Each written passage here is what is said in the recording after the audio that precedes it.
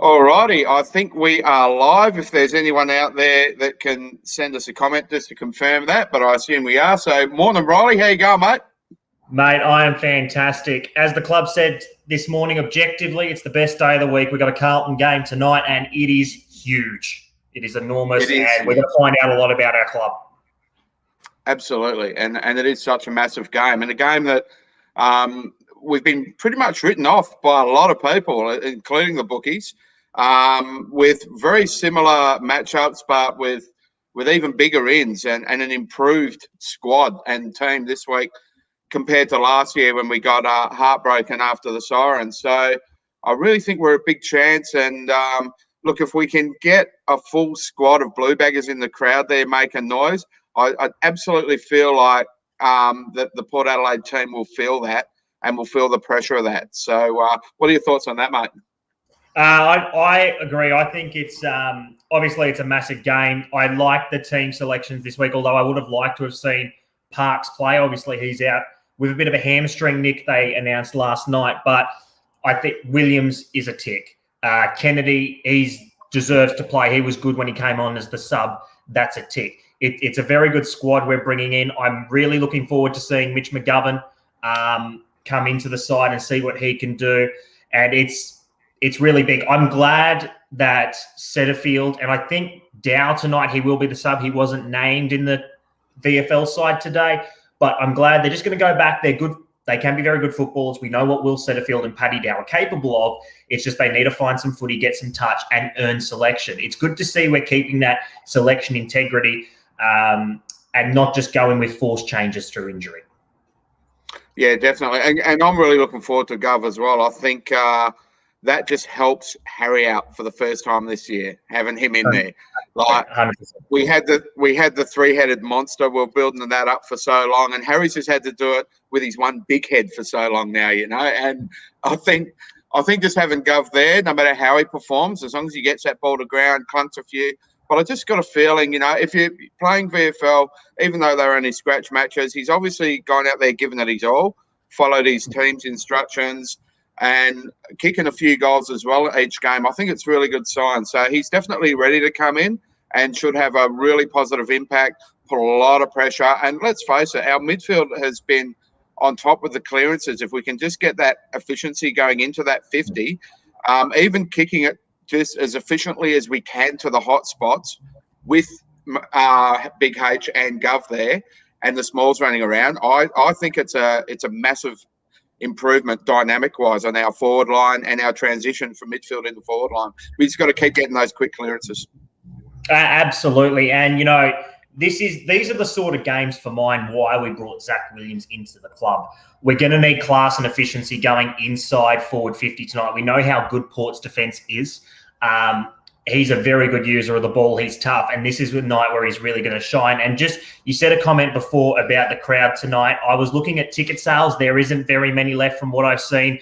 I reckon we're going to have a massive crowd for this one tonight. We're going to make it feel like our version of the Adelaide Oval, except, of course, we're a lot louder. Carlton Nation. Oh, absolutely. It's going to be great. Hey, just a quick pause there, mate. And I'm going to put something up. I'm assuming this is Dan Williams on the Blue Abroad channel. Just giving me a little bit of love there. This is a bad thing, me having this sort of power. It is fresh. It is fresh. Thank you very much. Hey, but look, it's also a reminder for anyone, and I'll put the link back up again now, for anyone that does want to jump in the queue for a chat. We have got a couple of the guys from the South Australian Supporters Group lined up that want to come on for a chat today. So just waiting for Brian Fry. He's out walking the dog at the moment. We did a little test with him before, so we'll get him on soon. But we'll just keep the chat going until then. And anyone else out there listening, if you want to jump on, hey, we'd love to hear from you. And that's a perfect segue into exactly what Blue Abroad Nation's about and what we do. We're here for everyone in Australia. We want to represent mainly the interstate supporter groups, the interstate members, people that buy their memberships, and we'd love to hear from you and find out what it's like living in Queensland or New South Wales or South Australia or the Northern Territory. one of my immediate goals is to get in touch with the Petrovsky-Seaton family up in Halls Creek and somehow be able to get them on for a chat. That'd be so fun. They're all lovely people. So, look, that's what we're about. Of course, we will love to hear from our Victorian brethren from the motherland. But we're here for everyone, and there's international people out there. So if you're from the US or anywhere in Europe or Kazakhstan or the bloody stratosphere, wherever you're from, if you're up in the space station, you're a Blues fan, and you're watching this stream, jump on, because we want to hear from you. That's what we're about. What do you reckon, Riley? Absolutely. We want to hear from anyone on any corner of the world. As you said, Kazakhstan, the Baltics, England, United States, interstate, international, interplanetary, if we have to.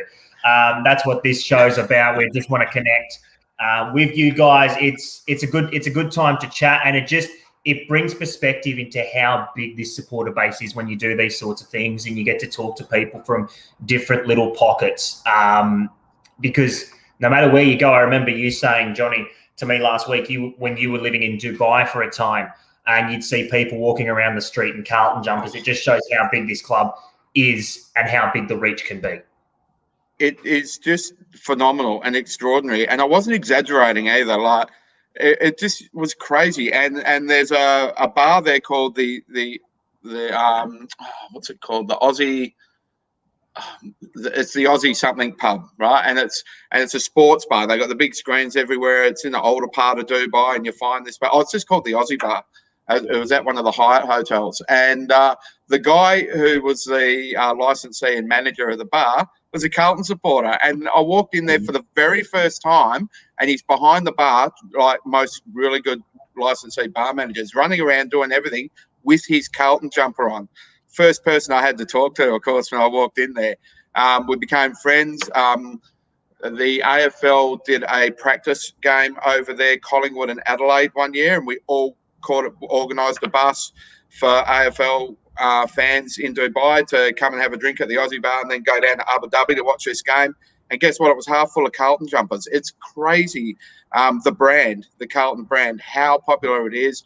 And it goes back to like the 70s, 80s, stuff like that, when they were starting to try and get that exposure out there. And it's, as much as the Battle of Britain in 87 did a lot of damage to the brand, it also, it got a few of the Poms fired up for sure. There's a lot of UK expats living in Dubai. They just love the game. They don't understand it, and they do just think we're Neanderthals still. There's still that little bit of attachment because of that game. But Carlton are a very popular club, and it makes you feel proud when you go around and see that. And I hear that same story from a lot of other people who've lived in Canada and here, there, and everywhere, lived and worked in different places. So we just want to hear from you if you're out there. We've only just started this show, so it's going to be a little bit of a slow start. Our friends from South Australia haven't popped up yet, so we'll keep the chat going. Now, what I did want to sort of touch on, Riley, was you were at the game last week.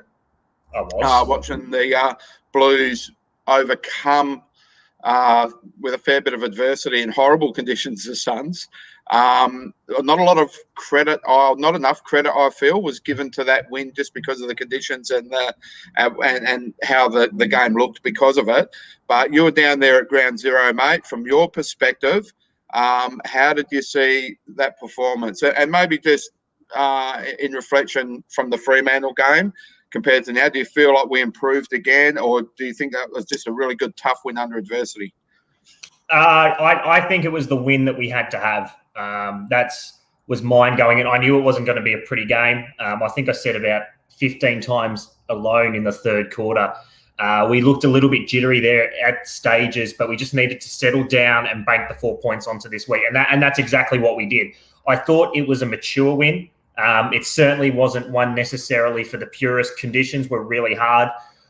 Do I think we should have won by more? Yes, I do. We left some scores out there, certainly, and we had some general inaccuracy, but I think we had a fair chunk of the game. Defensively, I thought we were really solid, and it played out the way that I thought it would. We took Ben King out of the game, and Liam Jones got to do whatever he wanted. They were obviously short talls, but they were good. Yep.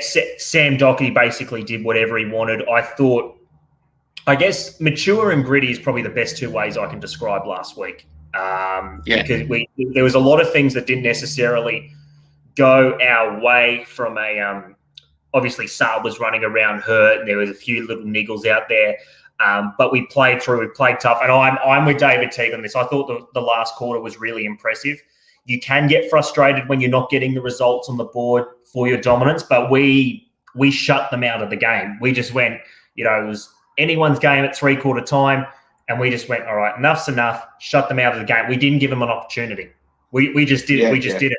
And that's really important. And you can take, as good as the flashy and nice wins are, against Fremantle, Fremantle weren't very good, but we played some really good connecting football. Those wins in tough conditions interstate can provide a team a lot of confidence.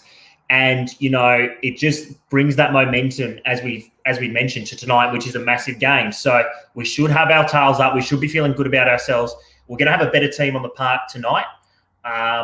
One thing I did want to say, though, and there was a few that mentioned this last week, the amount of ground that Matty Cottrell covers as a wing is unbelievable. Just the way he ran, and he wasn't the only one. They ran pretty hard the other night, but just you watch him, he's everywhere.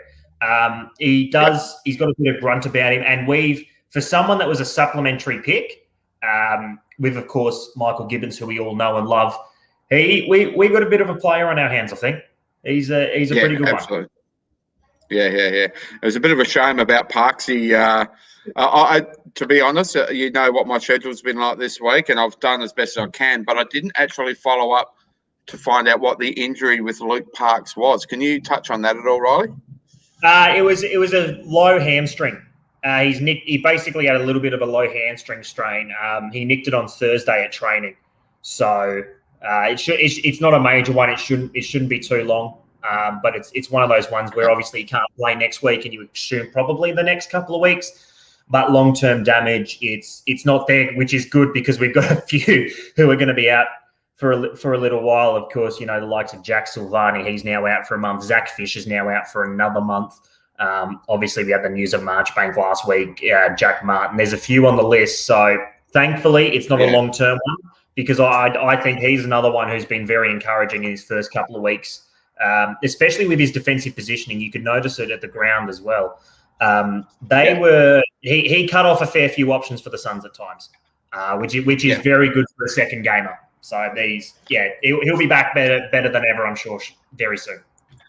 Yeah. Now, just on injury news, we'll go to the team changes first. Actually, let's just have a look at that. We got obviously McGovern in, Tom Williamson and Zach Williams, which we covered. Out Jack Silvani, Luke Parks, Paddy Dow omitted, Will Setterfield omitted, with the likelihood that Paddy Dow will be that medical sub. So probably stronger ins than outs, I think would be fair to say. Now let's just go to the injury list, and I'm going to read it off the page. So forgive me with my head down here, because I've taken it off the website, obviously, which was updated on the 13th. So it doesn't have Parks on there. But I've realigned it so that it goes from the top, the ones that are closest to ready to go, down to the indefinites and seasons. So Zach Williams obviously passed the test. He's in.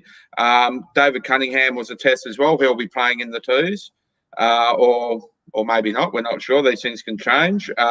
Jack Silvani with the shoulder to be confirmed. They haven't come out with anything in regards to whether they're going to perform surgery yet, have they? Well, they did on Wednesday. He's out. He's going to have a procedure.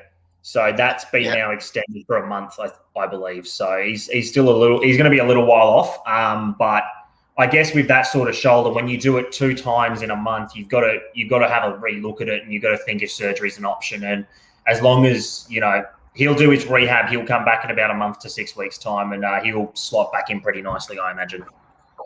Yeah, awesome. Now, next in line to come back from injury is the King, TDK, Tom DeConning, with his back injury, 1 to 2 weeks. Being a ruckman, I think that's probably, it could go 2 to 3 weeks. They might want to be cautious. And I just think he's so important to us now, with no third real backup ruckman. I mean, Kaz is doing what he can, but he's crucial. But I'm excited for that one. The next couple 2 to 3 weeks, that's Nick Newman and Jack Carroll. Now, how does Nick Newman fit into the side now? What a wonderful problem we're going to have as long as that back line stays fit. You know, does it move SPS into the midfield if we're still struggling in the midfield? It's all good to have all those clearances, but SPS provides that silk. A lot of his critics and that talking about his little chip kicks and blah, blah, blah, and it probably looks a little bit better than what it is. It's just the social media stuff, so I won't harp on it too much. But mate, he's our tough to make this comparison. It's not really a comparison, but I'll say he's our Sean Burgoyne. He's our bit of silk, and he's still very young and he's still getting better. That could be his time if Newman's fit. That could push him into the midfield if we got any underperformers. I mean, we've got Matt Kennedy's come in. So Tom Williamson again as well, who'll probably maybe go to the wing. Who knows? So it puts pressure on those guys to perform with the Nick Newman coming back in 2 to 3 weeks. And I really like that. Now we've got Jack Carroll with the thumb. He'll just go back to the VFL anyway. They'll just keep improving him. I'd love to see him get a go. If he continues to perform how he had before that thumb injury, I would love to see him get a crack at some point. It'll be exciting.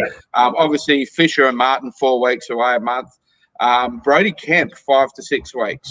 Of course, we would just love to see him get those games in the twos and build up his base and then get some games at the back end of the year. And we're just desperate to have a look at this kid, aren't we? We really are.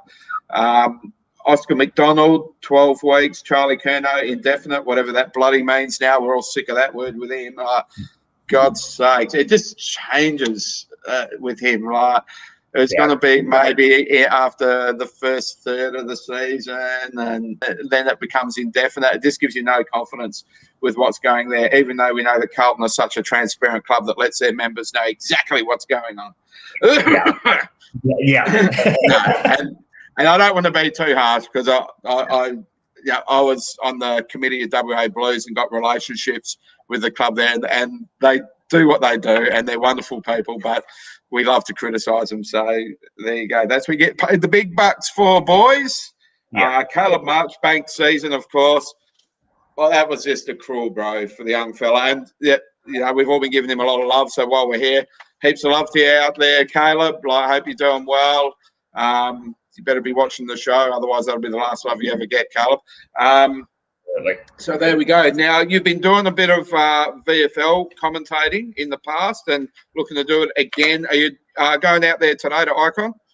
Not going out to Icon. I've done NEFL commentary last couple of years. Obviously, NEFL not this year. Hopefully, we'll see what happens with that this year if there's any VFL opportunities. I am happy to. It's interesting. It's called the VFL, considering a fair chunk of the teams aren't in Victoria, but that's neither here nor there.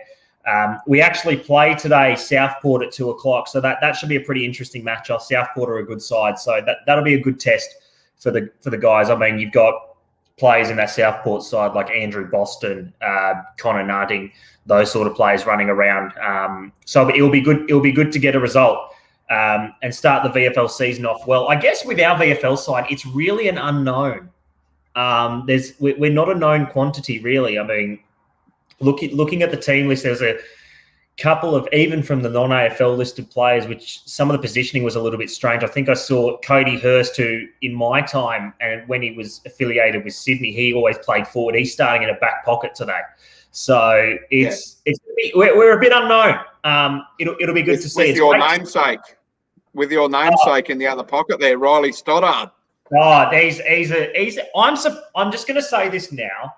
I'm really surprised he's not on an AFL list.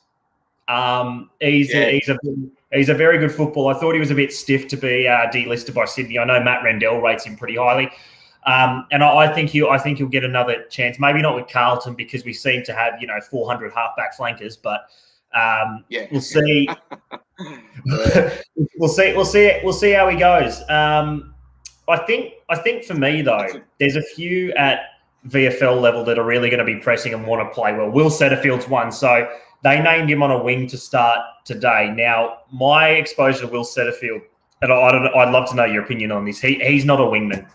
I just haven't seen really much. And even last week, I think last week he had 15 possessions, 0 tackles, which is not a Will Setterfield game at all. When he was playing well last year, even 2019, he was in and under, bash and crash, laying tackles. He's not an outside player. He's just not quick enough.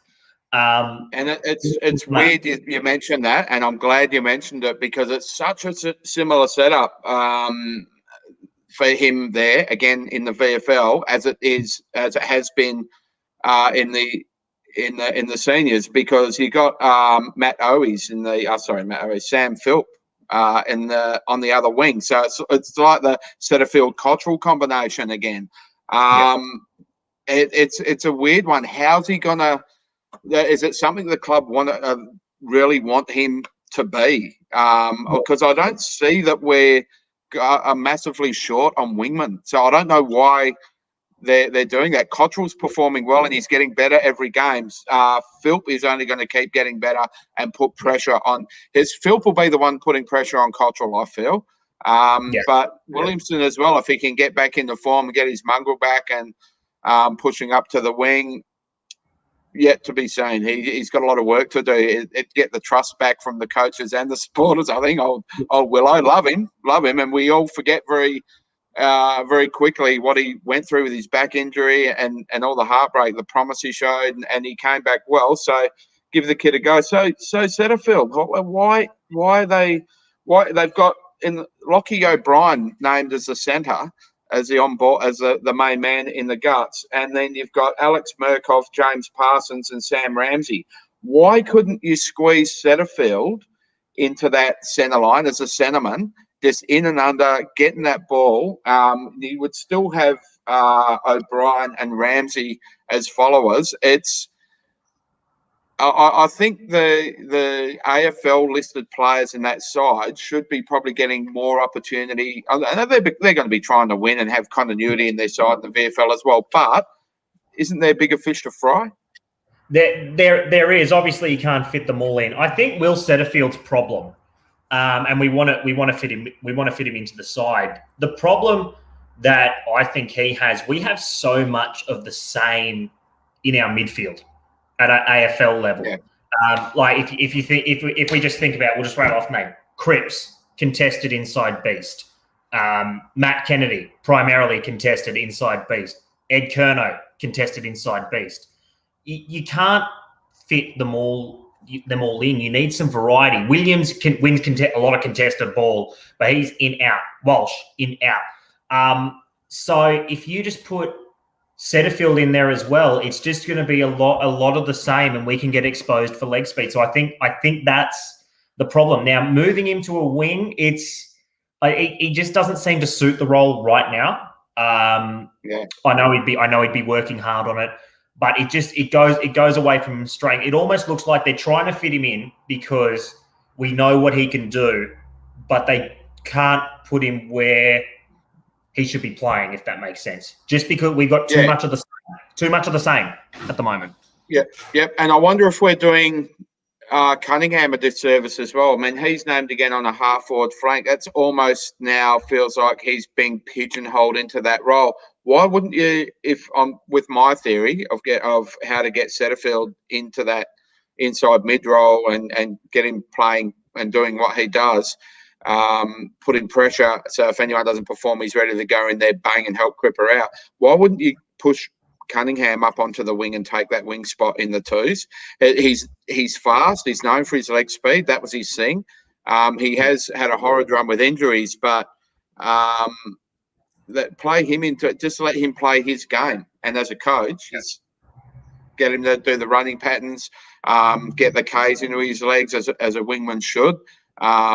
Running forward and back. I don't know. I get a bit confused sometimes because you got Sam Ramsey in there. Now he's starting to show a bit of pace, breakaway pace, explosive pace. So I'm excited about that. I've been loving. I remember towards the end of last year thinking, wonder what's happening with Ramsey, and beginning of this year as well. And then the last 2 games, he's starting to come onto the scene. And I get the feeling that he's ready to explode soon, like with a really big game in the twos, a big 35 possession game or something like that. I just from reading the reports from the last few games, he's improved greatly each game. So he might have a little lull and fall back because he might get a bit tired banging in there all the time. But he could be one that's ready to explode. So he's one that certainly was rumoured. He's been playing very well. I don't think he's the only one. We're talking about players playing plays not necessarily in their natural position. You only need to look at who's at half-back today. Well, and it's only starting positions, so obviously there's rotations through and they'll get time through the midfield and that. But you feel like the likes of Ramsey and you feel like Liam Stocker aren't far away from playing AFL football. And again, that's another, speaking of the Setterfield conversation, that's another bloke he has to go against is Liam Stocker, who's an inside contested bull. So it's going to be interesting. I think there's a few VFL guys that are going to be really pressing for their spot. From what I read, it was a good performance last week against Box Hill, and we won against Williamstown. So there's going to be a few, and it's good to see because if you're playing well at VFL level, it just puts the pressure on the lads in the ones to play well and having that selection integrity, which to be honest, I think as fans, there's certainly been a lot of times in the last 5 to 10 years where we sort of say, well, where's this player? Why isn't this player playing when they're going so well in the twos? It's going to be too overwhelming, and, it only builds a better football club. When you've got good form in the twos, it leads into the ones. See, another one there, Stocker, named on the halfback flank again. It's gonna be tough for him to get a gig. It's going to happen, and it's going to happen soon. But where? How are they conditioning him to play wherever he's going to squeeze in? It's going to have to be midfield or half forward, unless someone gets injured in our back line. Seriously, how does he fit into half back line? There's no spot for him at the moment. And again, so SPS could be the key, I think, to all of this, pushing him up into the midfield. It's what I personally would love to see. But look, while we're on that, I'll quickly go through the AFL listed players. There's 9 of them playing today in the VFL. So Liam Stocker on the half back line. Centre line is all the AFL listed players, as mentioned before. So that's Sam Philp on the wing, Lockie O'Brien in the guts, Will Setterfield on the wing. Half forwards, again, all AFL listed players. Matt Owies, I'd love to see him get a game too. Pace. We need speed, bro. We need speed. Josh Honey at centre half forward. David Cunningham on the half forward flank, as mentioned earlier.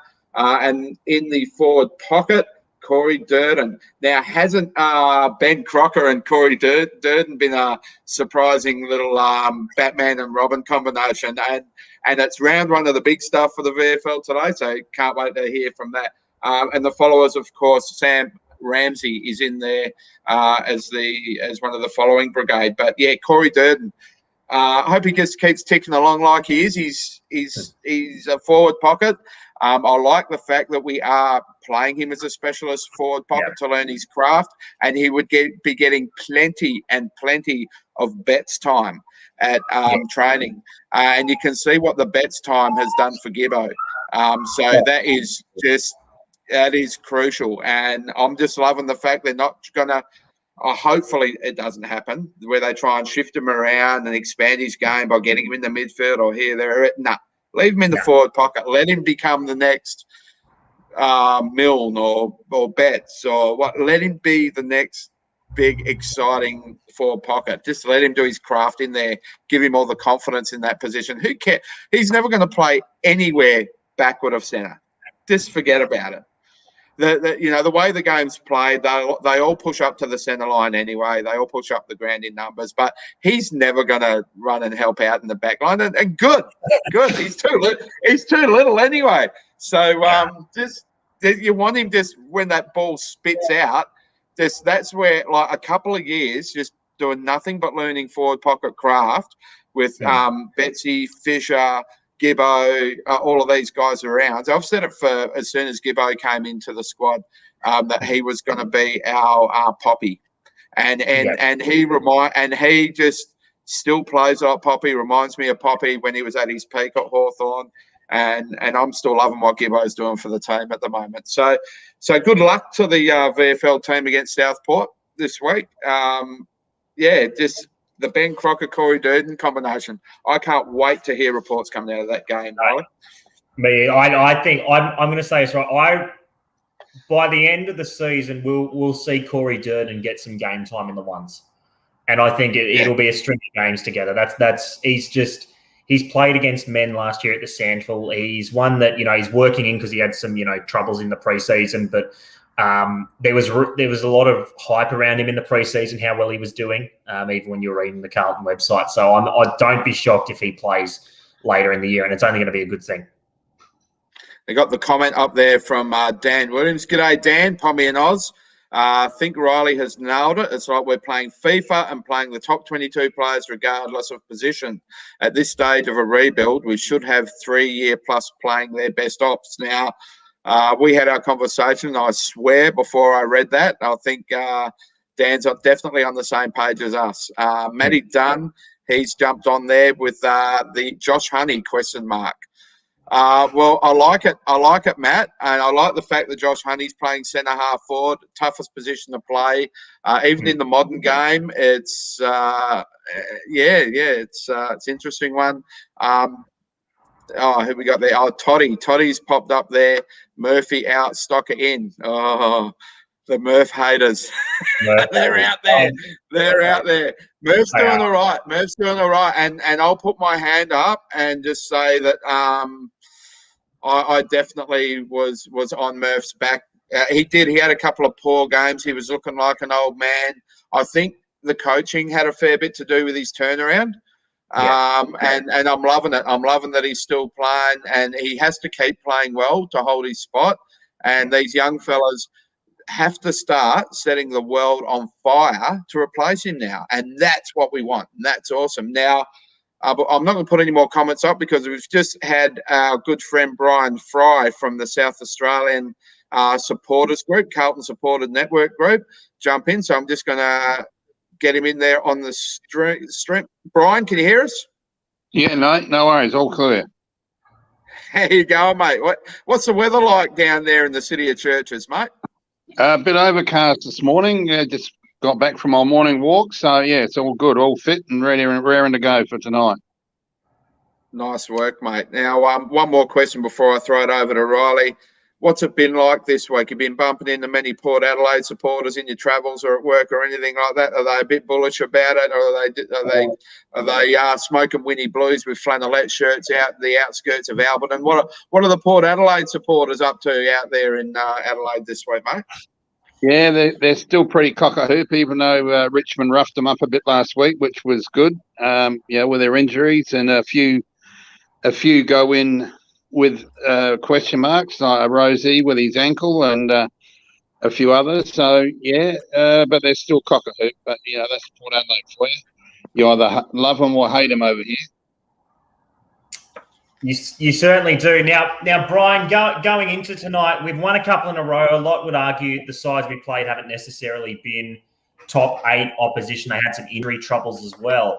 How have you assessed our year so far? We're a month in, 4 weeks, so we've got a bit of a read on, what this side will look like. How have you assessed Carlton's season so far overall heading into Port Adelaide tonight?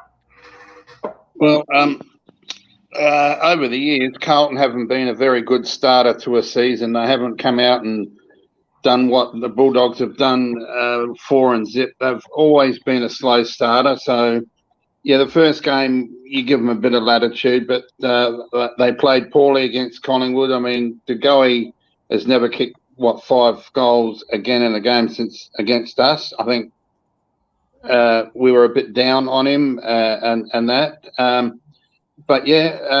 The last 2 weeks have been great, and that was a hard-fought win up at the Gold Coast last week in conditions like that. And, I think they come out of it pretty well. They certainly have. Just jump in there. Sorry, mate. Brian, we're usually 0-4 and then we beat Freo or the Western Bulldogs. That's usually that's been our typical start to the season, hasn't it? It has, yes. It really has. Now, obviously, you being over there, you get a fair bit of exposure to watching Port Adelaide games on free to air. I've sort of been wrestling with this question all this week, really, because their forward line, whilst they're missing Dersma and Butters, who are massive for them, their forward line is still very potent. The matchup of the talls, we know Dixon will probably Wiedering will go to Dixon. You assume Jones will go to Marshall. What, in your opinion, is the best matchup for Georgiades, because he's the one I think that can really get off the chain tonight for Port Adelaide?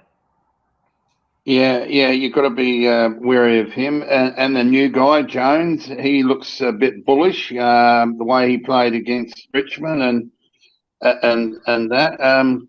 I think we got Sam Doherty down there doing a great things. And, I think we can still handle him. I think we've still got the potency to handle them, and given it that it's on the MCG, if like we have the return match here on round 22 at the Adelaide Oval, that'll be a different story.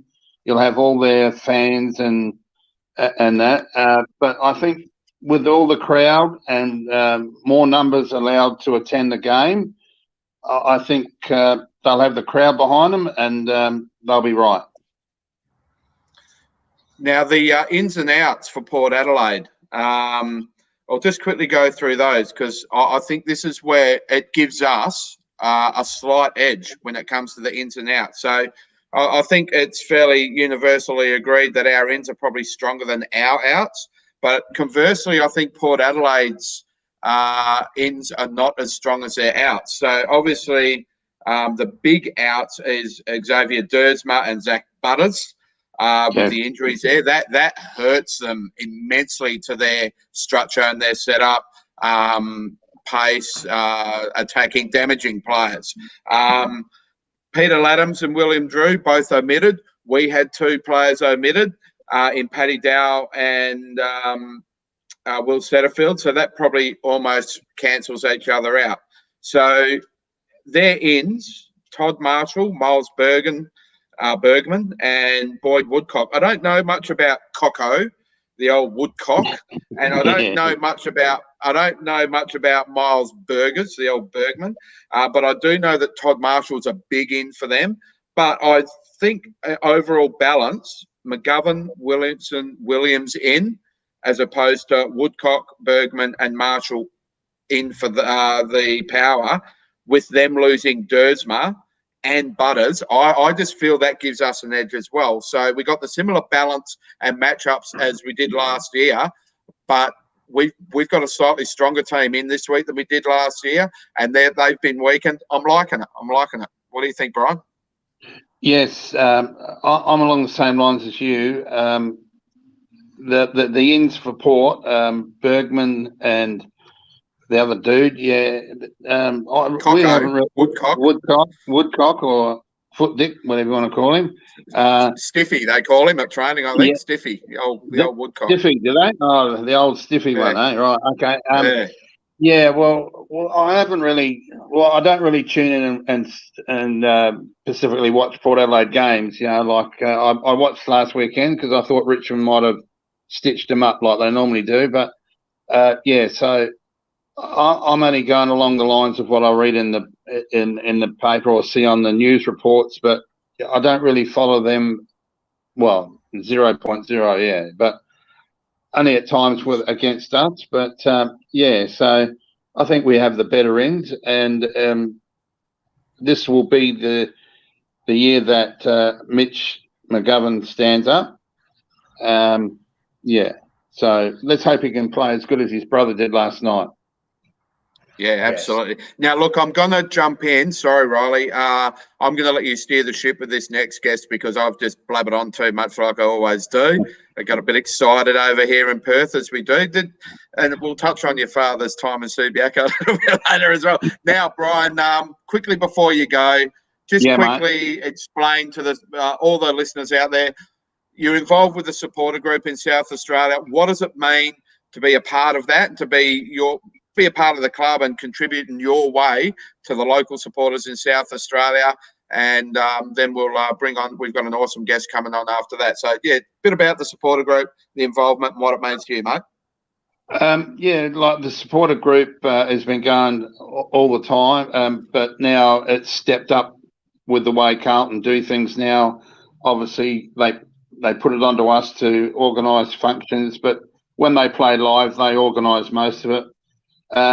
Back in 2013, the supporter group was just flopping around in the ocean, and it was the last ever AFL game at AAMI Stadium, and the Carlton played Port Adelaide there, which we were down massively at half time and got up and beat Port Adelaide by a point for us to, in 2013, to get into the final series. So me and my mate, we just thought, well, let's get a group together at a local hotel across the road from the stadium, and we've resurrected it and got it up, and we're trying to build it up more and more each year, and with the support of the footy club behind us now. So that's what we're doing, and we do it for the members and supporters here in South Australia, and we just need their support to get on board with us. And last year, well, we had the best of both worlds last year, because we were going to have 2 games here in Adelaide with 3 weeks apart, so at Adelaide Oval, but we all know what happened last year to the season, so this will be our first time that we've got together again. So, yeah, let's fingers crossed we can have a season that we can do a whole lot more for them. And, Brian, a quick shout-out to where you're watching the game today in Adelaide with the supporter group, so that any South Australian supporters watching this can head on down there. Where is it? What time are you all meeting there? It's at the Bridgeway Hotel on Bridge Road there at Croweater. It's they've got the big screen, the biggest in the Southern Hemisphere. So wherever we sit, we've got an area booked. So where we are is good viewing. We're getting there at 5:30. We'll just have a chat, a few drinks. We'll have raffles throughout the night. We're going to draw them at halftime, and you can order a meal there, and it's just a general get-together, and I want to see as many Blues fans there. So Bridgeway Hotel, 5:30 onwards, and watch the game on the big screen. And the major prize in the raffle is a signed Guernsey, and all framed from the team and framed. So that's a bit of a bonus for them this year. No worries. Well, look, thanks, Brian, and all the supporters get down there, and so you have a great night. Hopefully it's a bogan-free pub so that you can enjoy your time without too many Port supporters down there. But, mate, have a great night. Enjoy the game. Thanks for coming on and giving us your insights, and go the Mighty Baggers. Yeah, no worries. Thanks, guys, and it's been a pleasure to come on anytime. Give us a buzz. I'll give you a buzz tonight, and we'll have a chat from the Bridgeway. We'll have a live drink. Sounds good. Okay, matey. All the best, and see you guys. Okay, see ya. All right, that was Brian Fry from the South Australian Supporters Group. Great job, Brian. Now, a couple of quick comments before Dan come on. Steve's and the Don, thank you very much for that comment. Taking notes through this whole live stream. So there you go. I'm just absolutely shocked that our opinions are so valid, but there you go. And look, there was a beauty up here. I just wanted to bring on blah, blah, blah. Oh, I've lost it. I've completely lost it in more ways than one. So we'll bring on our next guest anyway. And it's the one and only from Pommy and Oz channel. He's in everything at the moment. Blue Abroad, one of the founders with Terry, one of the nicest blokes you'll ever meet, and absolutely knows every stat on every Carlton player and every listed AFL player you can imagine. The one and only Dan Williams. Dan, did you like the intro, mate? How was that? I've got to perform now, no pressure. I've just come on here with a 700k contract. That's what you call an arousing moment. And you've still got the Luke Parks headband on, just in thinking about poor old Lukey. Yeah, my thoughts are with Luke. It's good to see the hairband's getting a second viewing. It's like the 90s. The 90s are back. Yeah, absolutely. I'll throw you over to Riley because I've just been blabbering off, mate, way too much. So you guys have a chat, talk about the game and how it's all going to pan out. Tell us exactly how it's going to pan out because that's what you do. Hey, Riley. Tommy, how are you, mate? How are you doing, mate? All good. Okay. Few questions. Georgiades, who do we put on him, you think? I've got a thought, but I'd love yours. Well, I think it's a tough one because you would say that logic suggests that Wheater-in will go to Mr. Charlie Dixon, won't he? However, Port, if you watch them play, I think there's a great argument that in spurts you play Liam Jones on Dixon because Port are very similar to us. Their one entry path is Charlie Dixon. Liam Jones, obviously the second best intercept mark in the comp at the moment. Top 2 in all key defensive metrics. I think there's a great argument in spurts. Jones is going to have to go to that area because that's his strength. But I would say at the start, for pure security, Wheater-in goes on Mr. Dixon, and I'd imagine Jones will play loose off the big Greek, as they call him down there. Outside of that, their forward line isn't particularly tall, so I'd say that you put the 2 tallest guys on their 2 tallest guys. Yeah, absolutely. I think it's a very interesting forward line, just the dynamic. I was listening to a preview from Port Adelaide supporter, the pair who Terry did a preview with the other day. He made a very good point. They've got such a good spread of goal kickers down at Alberton. Dixon, Marshall will bob up. Georgiades will bob up. You also look at your smalls, Oratio, Fantasia, Motlop, Rosie running through there. They've got so many embarrassment of riches up forward. The smalls can really exploit us. Do you think we play tonight defensively in a conservative manner and just try to make sure we get their possessions are up the ground more, or do we try and bring the game to them and try to take them on fire with fire? Well, I think if you watch Port and you look at their numbers this year, they're one of the top teams that are playing pressure around the ground. That's shown in very few teams get a good handle on the ball. They're very good at stopping you playing, which is kind of good for us because we're not a possession-based side.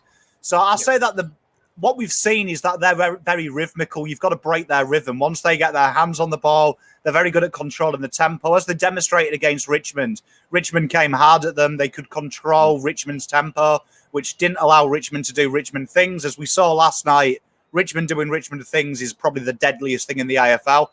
So I think you've got to take the game to them. I don't think you can Port out a side that you can just feel.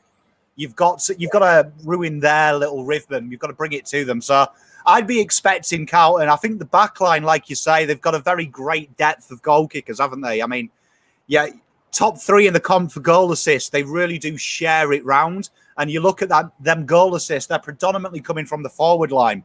They're not coming from the midfield. They're coming from each other, spreading the play.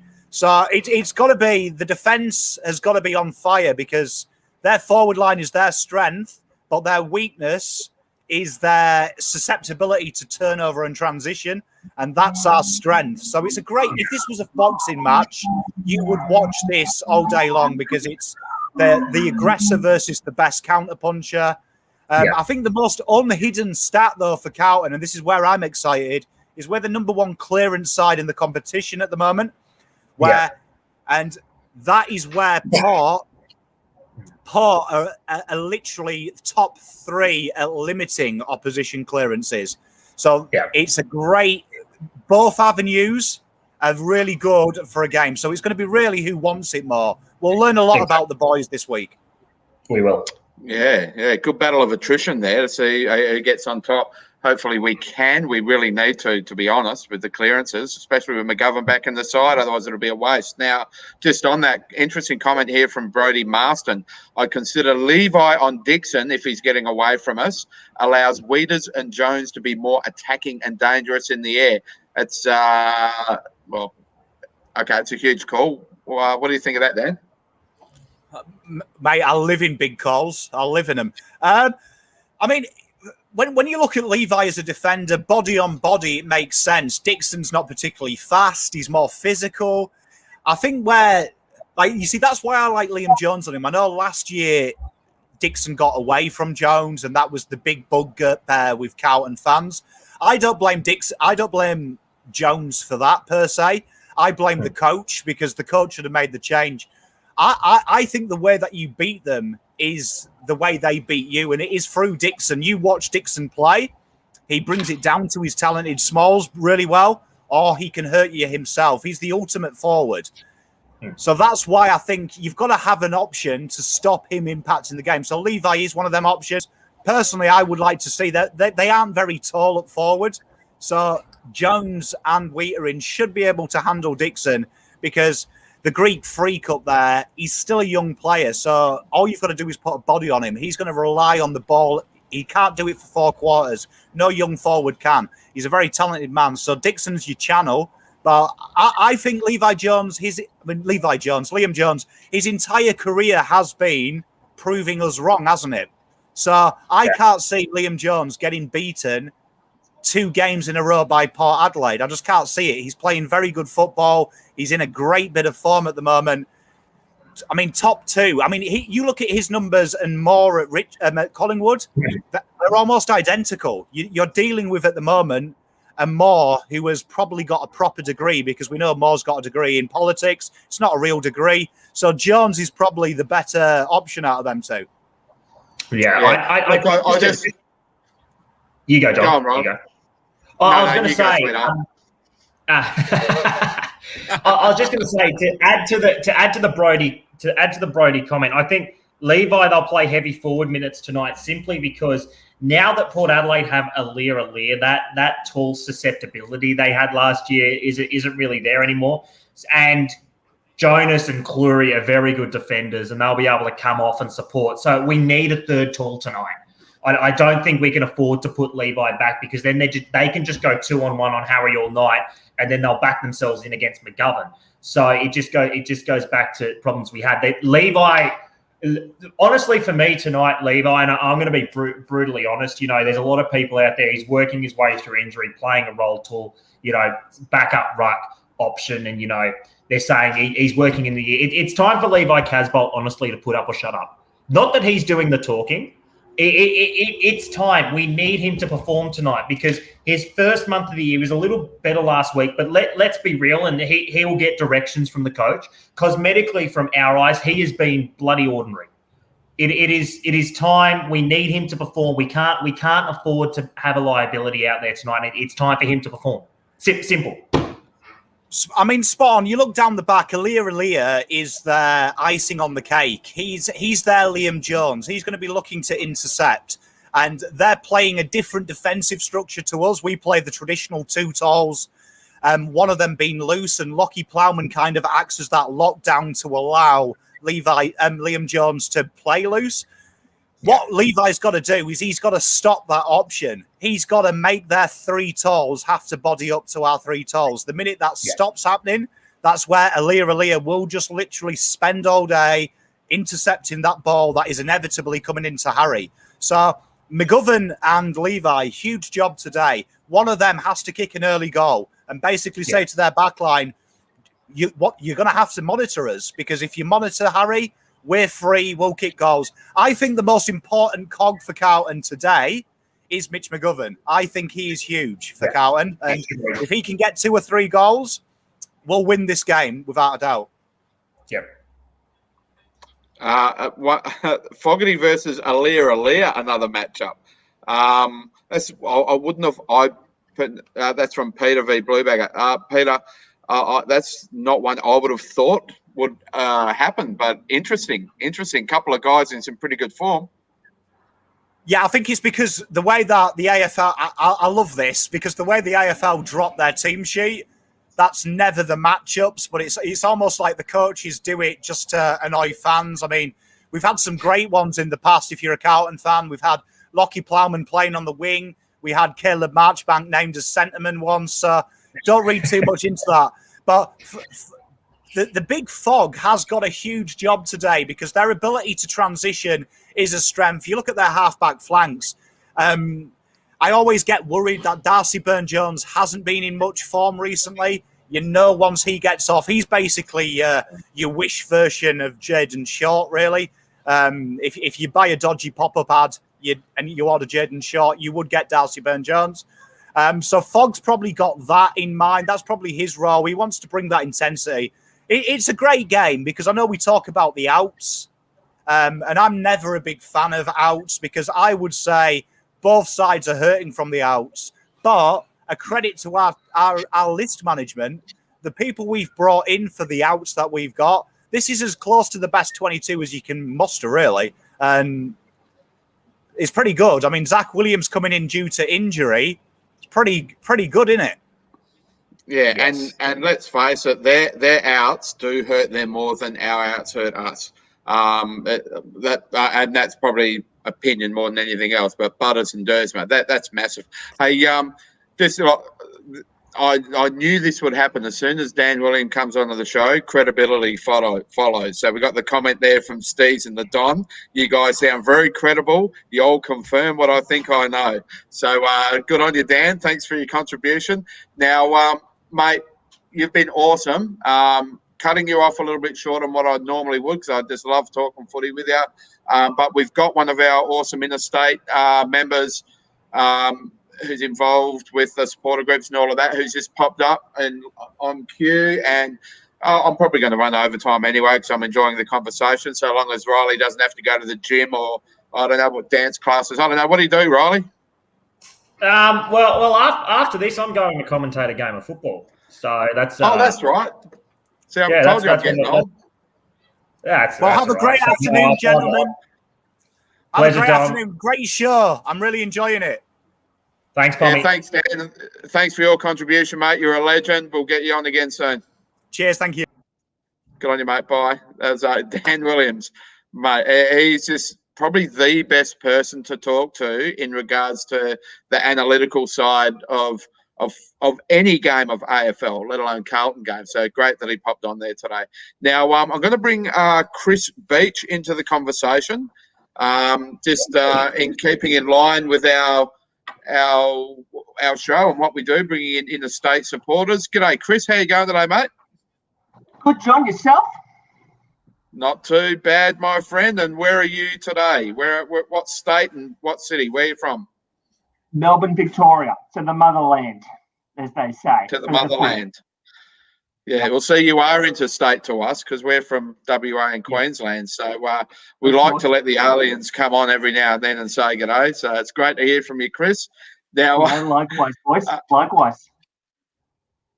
Now, Chris, have you been to the footy yet this year? Yes, I've been to 3 games, all the Melbourne ones so far. How good is it after last year's debacle? How good is it for you guys in Victoria? You know, last year I was still involved with the WA committee, and I just remember putting post after post every week, just hoping that it would reach out to the Victorians, how much we're feeling for you guys, our brethren in the motherland. While we're Carlton come over and we watch them play Hawthorn, Freo and Eagles all in the space of 2 weeks. We were so fortunate over here. It must be great for you over there, eh? It's been fantastic. You know, when we lost the footy to the hubs, you know, this city pretty much almost died because this city lives and breathes footy. Doesn't matter if it's local, doesn't matter if it's BFL or whatever, or AFL. This city pretty much almost died. Yeah, wow. I'll throw it over to Riley for a couple of questions. No worries. Beachy, mate, first off, are you living in the State Library of Victoria? No, Riley, this is just a study I've got here at home, mate. So we'll put that rumor to the bed quickly. No, that's I feel like we're in John Howard's den or something. I'll take that. Thanks, John. I'll take that. No, it's a very impressive setup. Expectations for tonight. It's a massive game for the club. I personally think it's the biggest game that David Teague has coached so far. Not just him, but it's a big game for the whole coaching staff. What are you looking for tonight from us, from anything, from a player, game style, crowd atmosphere, good tasting mid-strength beer because you can't drink full strength of the football? What are you looking for this evening? What am I looking for? Probably a bit more consistency. If you guys watched us play Fremantle in Melbourne, we were clean. We were clean with the footy. We were using it properly, and we weren't turning it over as much. Now, you were at the game on last week against Gold Coast where it was hot and dewy up at Metricon. Now, of course, when we played Freo, we were at Docklands for that, where there's a roof. So really, we need to be against a side like Port Adelaide. We need to be clean and we need to use the ball properly. Otherwise, Port Adelaide will hurt us on the rebound with their clean possession and hurt us on the scoreboard. Yeah, absolutely. Well, I feel in the past we've played better against Port in Adelaide than what we do in Victoria, and maybe that's because we've played them a fair bit at Etihad. But playing at the G on a bigger oval like Adelaide Oval, stuff like this, then that probably just falls back into our advantage a little bit. So we'll all find out soon enough, and it'll be interesting to see. Mitch McGovern, I just think he has a massive role to play. Just having that extra support doesn't make it so easy for the opposition to gang tackle McKay. It'll come down to whether the midfield can adjust. If they're now 4 games in, just into that automatic hotspot zone kicking to McKay, they need to lower the eyes a bit and start looking for Mitch as well, because I think there's no doubt he'll have his moments, especially in the first half. He might tire a bit in the second half. First game back in the big time, he played a half a footy, then he played a full game. So if our midfielders can utilise Mitch as much as possible in the first half, I think it'll set us up with a lead and we could be in good shape and every chance of winning the game. I'm with you 100% on that, John. It's funny you mentioned Adelaide Oval because, obviously we're going to have to go to them later in the season, but I went to Carlton versus Port Adelaide at the Adelaide Oval in 2019. Now, that was an experience because you're in a stadium full of hostile Port Adelaide supporters, but we managed to push them. We managed to push Port Adelaide even though we only lost by 16 points. So, it's interesting how one venue can potentially bring one good side out to play and then another side to try and push them to try and take out the home crowd, which is what Port Adelaide will be attempting to do tonight. Yeah. Now, look, another one there. Great comment here from Brody Marston. Honestly, the biggest job tonight is childhood Blues fan Trav Boak. Ed to continue his run-with role, but can't lose him on the forward transition. Thanks for that, Brody. That is an awesome comment. Agree with every part of that. Big if Ed goes to Boakey, which I'll be surprised if he doesn't. He's the man at the moment, and he's the heart and soul of that midfield. So that's likely in every way to occur. I just can't see it not. So great comment and big game for Ed. Ed's been informed. Hopefully Ed doesn't get a big head and just start thinking he can keep running forward on the transition, kicking goals. He's got a massive job if he's playing on Boakey. He's got to sacrifice his game for him, I think. It's a different beast this week. It's not the Suns. It's not Freo. Freo were decimated by injuries. Suns are the Suns. This is massive, and Ed has to be accountable. What do you think of that, Brody? Chris. All good. Look, I'm in agreement with that. He may have. He's pretty likely to sacrifice his game tonight.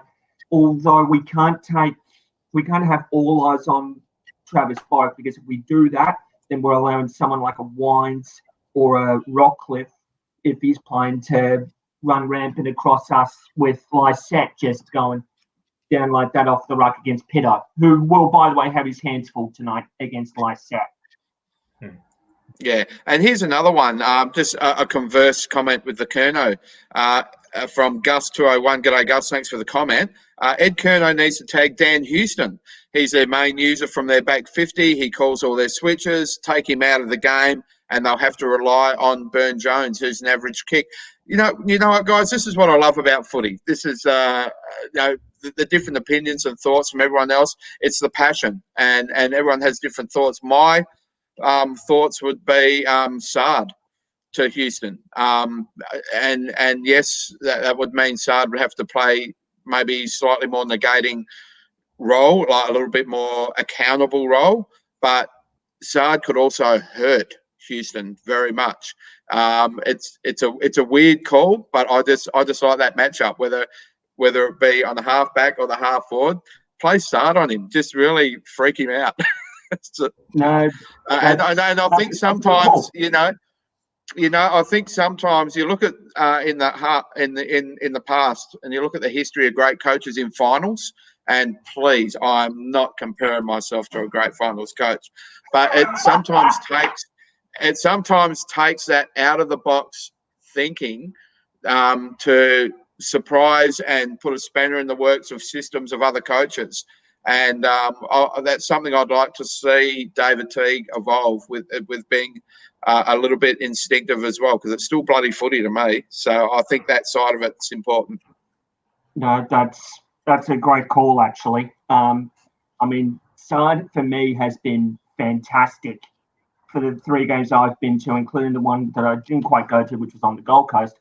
So he's pretty much been one of the best recruits we've had all year so far for me. He's chipped away every week. He's been building, and he's not going to be a consistent 20+ even possession getter, but it's what he does with it and how he damages sides, how he breaks lines. So that's just his role. No, Richmond knew how to play Port. You got to play tough football. We know that, Mighty Blue 7. Great comment. Yep. Rightio. I'll throw it over to you, Riley. I would love to get a prediction from you tonight. We haven't been able to get a prediction from anyone today. So, Beachy, margin. Yeah, mate. Margin. What are you thinking? I reckon we're going to do them. I reckon we'll do them by 3-4 goals. Oof. That is if that happens, there will be a lot of people looking on Flight Centre for grand final tickets. Put it that way. I reckon I'll be one of them. But personally, for me, I think Carlton by 7. This is going to be tight, and I'm going to put it not just on the players. I'm putting it on the crowd tonight. Now, it's a home game. Carlton travel well, and I think it is really important. There's a saying that Kenny Hinkley used to say a lot. He still does, and I think it'll apply to the crowd tonight. Bring the heat. Make it hostile. Make them miserable. Show them why we've been called the sleeping giant and the giant's awakening. Do it tonight. Intimidate the shit out of them, if it's possible. Just do it. Absolutely. Great call. And but the cheer squad can't do it all every week. This is the one. This is the big announcement during the week from Kane, the 80,000 members for the first time ever in the club's history. We need you there, Obviously, no pets allowed in MCG, so we need the humans. We need them there. We need all our members there, all our supporters. Get on down there and make it painful. Make it a cauldron. The G's are big ground. Slightly reduced numbers still. So we just need to fill it to maximum capacity that we're allowed with Blue supporters. There won't be many Port supporters apart from their cheer squad there. So every Bluebagger in Victoria, get in, walk up, get your tickets at the ticket booth. Get them online, however you got to do it. Just be there, please. Let's make it painful. I've been calling it all week. Everyone else has as well. So I know that the most of us are on the same page with that, and we got to bring that back to Carlton, and that will help the players lift. And I'll throw it to you in a minute, Riley, with a prediction. Then we'll close this down. We're only about 8 minutes overtime. I've really enjoyed the show today and our guests. It's gone well. Quick one from Patrick there. I like the Ed Curnow to Houston call. Frees up Kennedy to go in the middle. Sardi's not a forward flank player. Great call there, Patrick. And thanks for shutting down my Sard call. It deserved it. It deserved every bit of it. I'm a dickhead. You're a great man, Patrick. Thanks for that. Now, my prediction is Carlton by a point, and it's going to go one or two ways. It's either going to be Jack Nunes from after the siren. I'm calling it again. Because we owe that little grub Robbie Gray one, or Eddie Betts with the banana. Yes. And so I'll tell you what, if we go full capacity in the crowd and all those Carlton supporters rock up, I'll almost guarantee you that it'll be an Eddie Betts banana that wins us, or a dribbler maybe, but probably a banana that wins us that game, because he thrives on that. He might be 73 years old, but he's still out there, and he'll feed off the energy at the end of that fourth quarter, and he'll find the energy. Something will happen. It could even be Murphy again with a banana, but I just got a feeling. Betsy's ready to just do something to set the club alight. And, man, look out when that happens, Melbourne. Look out. It's going to be a big party tonight in old Melbourne town. Well, if the MCG had a roof like Eddie had, it'd be gone. Yeah, absolutely. It's gone, because you know how loved he is around our base. Doesn't matter if it's in WA or Queensland, like Riley. He is loved. Yeah. Well, Beachy, mate, it has been fantastic having you on today. For everyone that's listened in, appreciate your comments. I've got as many of them up there as I could. Next week when we do this, feel free to click on the link and jump in. We'd love to hear from you. We had Chris, we had Brian Fry from the South Australian Supporters Group, Dan Williams from Blue Abroad Channel, and Pommy and Oz. Riley, you're a superstar, mate. Thanks for being my partner in crime. And like all good celebrity couples, mate, we're going to have to come up with one of those celebrity match names, aren't we? I was thinking, I've been thinking about it all day. I was almost getting amorous over this one. J-Raj. That's not bad. It's not bad. It just sort of that's us, bro. It's not bad at all. And I just got one thing to say. If we win tonight, yes, J-Raj.